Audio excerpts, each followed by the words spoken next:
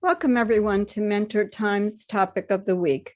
This week we're covering inclusive communications for career situations, specifically in the topics of gender, sports, and military. So let's get started.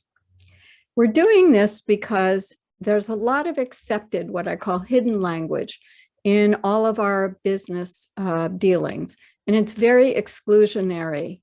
This comes from not only different cultures and different languages working together, but people also with different disciplines and technical focus, and definitely from people's different backgrounds, even if they're in the same country speaking the same language. So this is how each topic area will be approached. I'll give you my top three, and I'll also give you suggested alternatives to get rid of it and become more inclusive. Let's start with gender. This first one is my biggest don't like, and that is you guys. And it's become accepted.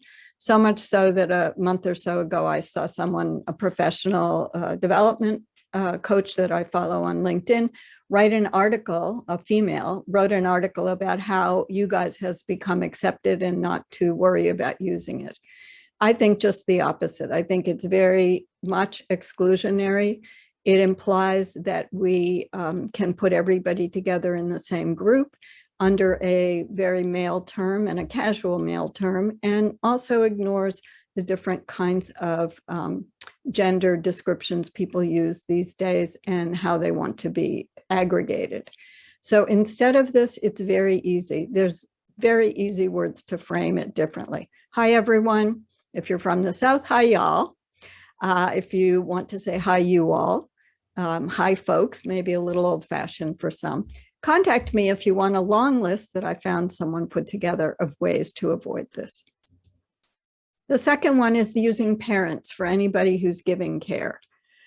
We don't need to use this term. Parenting and even mother and mother-father don't exist as a caregiver automatically. There are a lot of caregivers who have no relationship biologically to the people they're caring for. It's not always parental. It's not always to younger people. It may be to older people. So let's move on and call it what it is. A term that, in this case, a health education poster of children and their caregivers.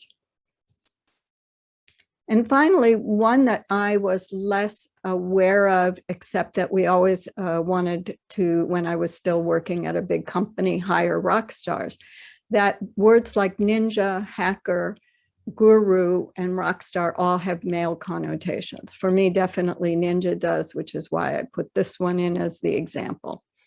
You don't need to say you're looking for a ninja. Everybody who's hiring always wants to hire a unicorn. They want to hire the best of the best with all sorts of skills and experience that may not be in one person. So let's just say what you're looking for and describe what it is you need from that person. In this case, a business management specialist for a new line of work.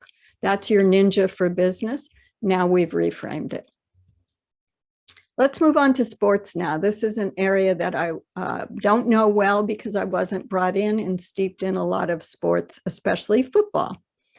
So in the second half of my life, when I married someone who is very sports oriented, and so are his family members, I began to learn a little bit about sports and learned about a Hail Mary pass, but then I found it being used in a company I was working in. This is not just exclusionary for people who don't know sports metaphors. It's also a term from the Roman Catholic Church that also excludes people who don't necessarily have that reference, for example. So I would say instead, let's just talk about what we're looking for. In saving a last-ditch effort, maybe we need to find an innovation that's going to get our proposal noticed. Huddle is a term, it's an old term, and it comes from huddling together for warmth. It's a physical activity of getting very close together and in people's personal space. it was taken over by sports as huddling together to plan strategy, to decide what you're going to do, in this case, in front of a group of people in an arena.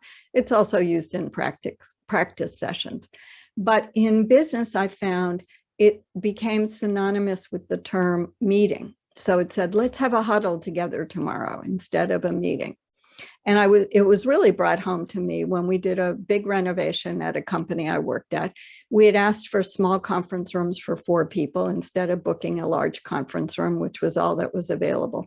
And we got those. It was great, but they were all called huddle rooms because that's what the primarily male-dominated C-suite executives decided we should call things. So instead, just say, let's have a check-in meeting tomorrow. Let's do a walking meeting tomorrow. Let's just see where we're at 5 o'clock today. The last term is one that I thought originally when I heard in your wheelhouse came from sailing. And in fact, it does. It's where the captain is in the wheelhouse, where the steering wheel, the way the ship navigates is. But it was taken over in baseball to identify the area that a hitter can use to make a home run hit. And so it talks about knowing and applying your expertise. So instead of this, just say that it's your expertise. You should lead this, not because it's in your wheelhouse, but because you're the expert, because you're the evaluator, because you're the business development writer. Moving on to the military. War room comes from war. It comes from the military, and it usually means a secluded, secure conference room where people can discuss strategies and tactics to best their enemy.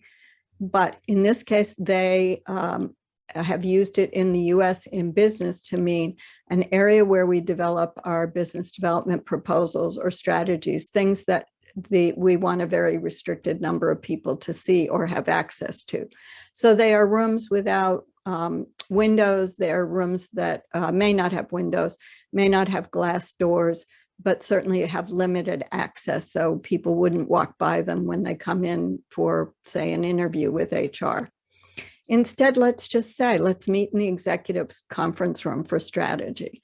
This looks like, to me, a more secluded conference room than ones that you might see in modern offices. And finally, big guns. In this case, I show you a picture of old-fashioned cannon that were the big guns in their time. The big guns serves as a replacement for, we need an influencer who hasn't been involved in the process, who can help us move things along. So we need the VP to come into our client meeting next week because we need to get out of our stalled position. We need some compromise. We need some help putting our perspective on the table, and we need someone who can help us move that along. And our last one is a long phrase. The whole phrase is, let's run it up the flagpole and see who salutes, which came from the military. Let's run it up the flagpole looks more like, to me, a patriotic gesture, but it's really, let's float an idea and see what kind of reaction we have. So let's just say, let's put this on the agenda for tomorrow. You can say, let's take this idea and go see if we can talk to the VP really quickly about it. So here you have my top 3 in each category of language I'm trying to get rid of and help other people not use to be more inclusive and less exclusionary as they go forward in business on a global setting. Here are some references for the works that I've discussed today, the terms and the definitions as well. Thanks for watching this video. You can see the topics weekly if you subscribe to my YouTube channel, and you can find me anywhere of these locations and contact me directly. So thanks again.